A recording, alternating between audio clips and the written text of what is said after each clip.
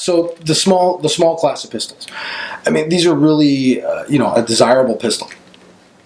For collectors, there's a lot of collectibles in that grouping of pistols. Lugers and broom handles, and certain kinds of broom handles, rather, I should say. And so, that's the other thing. If you want to collect complete collections, if you want to collect a complete collection of vintage 1917, John Moses Browning Colts from that period, if you fall in love with that era before the 20s, or during World War I, when men were men, and things were different, people were better.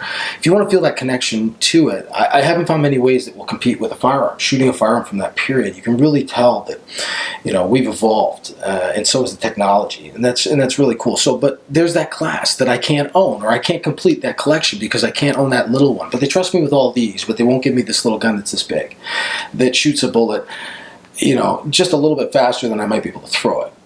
And, I'm not allowed to have it because it's too dangerous. You're gonna have to bleep that out.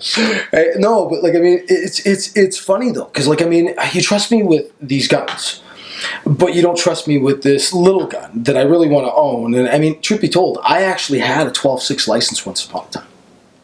I was one of those lucky people that got into firearms before the rules changed.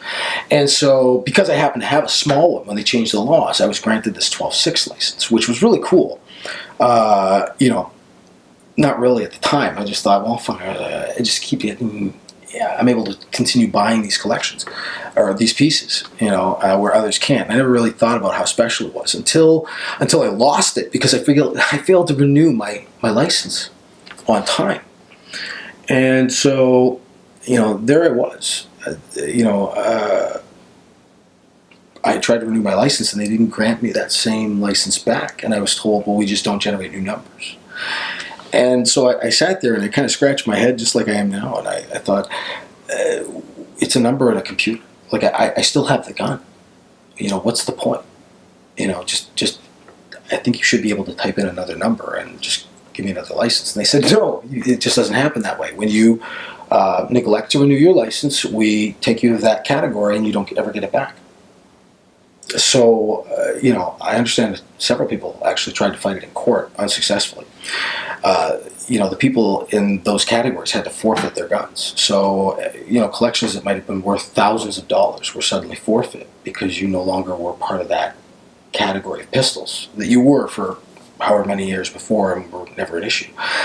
So the thought that they would just change suddenly, that you were no longer to be trusted because of what was essentially a clerical error, it seemed really unfair to me. So there I was with a